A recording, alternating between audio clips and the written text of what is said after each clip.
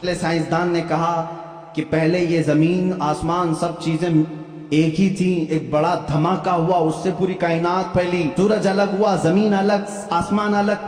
اس theory کو قرآن نے خود بیان کیا ہے۔ اولم یر الذین کفروا ان السماوات والارض کانتا رتقا ففتقناہما۔ اللہ فرماتا ہے اے محبوب کیا نہیں دیکھتے وہ کافر اب بھی انکار کر رہے ہیں، زمین اور آسمان ملے ہوئے تھے، ہم نے ان کو پھاڑ کر کے الگ کیا۔ فتقناہما، فتق کہتے ہیں ایسا زور کا دھماکہ ہونا اور جھٹکا دینا جس سے ساری چیزیں بکھر جائیں۔ اور قرآن نے اس بگ بینگ کا ذکر کیا، بلیک ہول کا تذکرہ سورہ واقعہ میں موجود ہے۔ اللہ فرماتا ہے لا اقسم بمواقع النجوم، قسم ہے ان جگہوں کی جہاں جا کر کے ستارے فنا ہو جاتے ہیں، اس کو آج سائنسدان بلیک ہول کہتے ہیں۔ علم نباتات، پودوں کا علم، یہ ایک پورا باضابطہ ایگریکلچر، اس پر تو یونیورسٹیاں قائم ہیں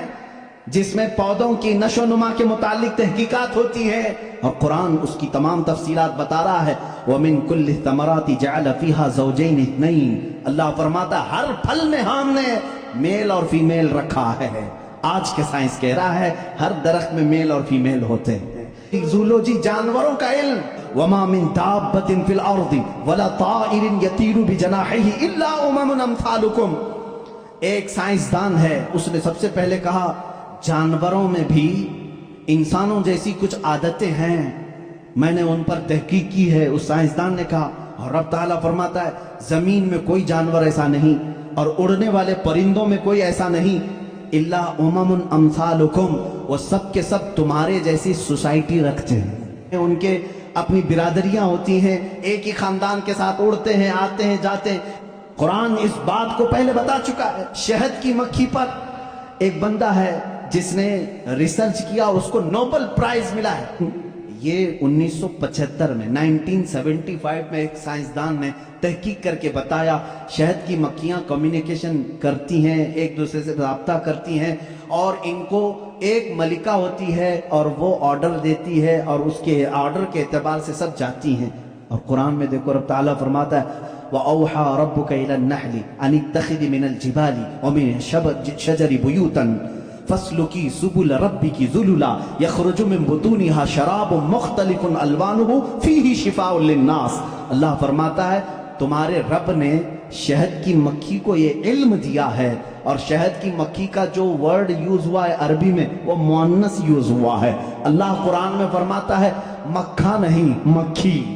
1975 میں یہ بھی ایجاد کیا شہد کہاں سے نکلتا ہے، تو بعض لوگوں نے کہا وہ تھوک دیتی ہے منہ میں سے، اب تک تو یہی معلوم تھا۔ 1975 میں ایک سائنسدان نے کہا نہیں، اس کی بیلی میں سے،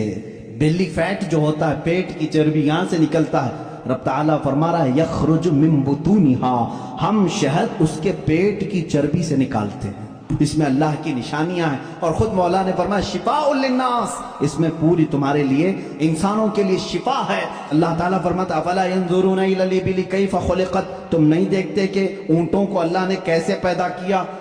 کہ تمام مخلوقات میں اونٹ کی تخلیق ایک سب سے الگ ہے، اس لیے کہ اس کے اندر ایسا مادہ ہے 1 مہینے تک بغیر کھائے پیے زندہ رہتا ہے، پانی جمع کر لیتا ہے۔ تقریباً 1950 یا 60 کے بیچ میں ایک سائنسدان نے کہا کہ مکڑی جانوروں میں سب سے کمزور دل والی ہوتی ہے، اور قرآن کہہ رہا ہے اتخذ وَإِنَّ أَوْهَنَ الْبُيُوتِ، بلکہ اللہ فرما رہا ہے سب سے کمزور گھر مکڑی کا ہوتا ہے، اور سب سے کمزور دل بھی اس کا ہوتا ہے۔ شہد کو ہی لے کر کے آج ریسرچ ہوئے ہیں، شہد کے اندر اللہ نے فرمایا فیہ شفاء للناس، اس میں لوگوں کے لیے شفا ہے۔ اور ورلڈ وار 2 کے ٹائم پہ اکثر زخمیوں کو شہد لگا کر کے صحیح کیا گیا۔ امبریولوجی کیا ہے؟ یہ علم الجنین، بچے کی ولادت کے جو معاملات ہوتے ہیں، کہا گیا ہے کہ سب سے پہلے پانی کا ایک قطرہ مرد کے نطفے سے گا کر ماں کے رحم مادر میں جمع ہوتا ہے۔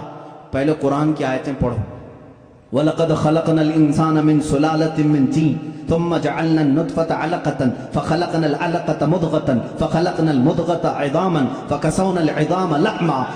اللہ تعالیٰ نے اس آیت کو، اس طرح کی آیت کو 3 یا 4 مرتبہ، انسان کی تخلیق کیسے ہوئی، رب فرماتا ہے اللہ تعالیٰ نے نطفے سے تمہیں پیدا کیا، نطفے سے، منی جو مرد کی ہوتی ہے، اس میں ایک بار کی منی میں تقریباً 30 لاکھ سپرم ہوتے ہیں۔ ہیں جو جا کر کے عورت کے اوم میں یعنی اس کے بیضے ہوتے ہیں انڈے ہوتے ہیں اس میں ٹکراتا ہے اور جا کر کے فکس ہو گیا پھر بچے کی ولادت وہاں سے شروع ہوتی ہے 30 لاکھ میں سے ایک ہی جاتا ہے 30 لاکھ میں سے ایک ہی جاتا ہے اور رب تعالیٰ کے اس کلام پر قربان جاؤ اللہ فرماتا ہے سلالۃ من ماء مہین کہ جب تم نطفہ ڈالتے ہو تو بہت سارے پانی میں سے جو اصل ہوتا ہے مولا اسی سے پیدا کرتا ہے سلالہ کہتے ہیں سب سے قیمتی چیز اس میں سے جو اصل ہے اسی سے پیدا کرتا ہے پھر اس کے بعد اللہ تعالیٰ نے فرمایا ہم اس کے ذریعے سے علقہ بناتے ہیں اور آج ڈاکٹرز کہہ رہے ہیں نطفے کے بعد اگر سب سے پہلے بچے میں کچھ بنتا ہے تو وہ گم ٹائپ کا ایک خون بنتا ہے جس کو قرآن بتا رہا ہے یہ ساری چیزیں سونوگرافی کے بعد معلوم ہوتی ہیں سب سے پہلے چیز کیا بنتی ہے انسان کی یہ بھی تحقیقات سائنس کر چکا ہے سب سے پہلے بچے کے نطفے کے بعد علقہ مضغہ اور اس کے بعد اس پر چمڑی آتی ہے 24 ویکس ہوتے ہیں اگر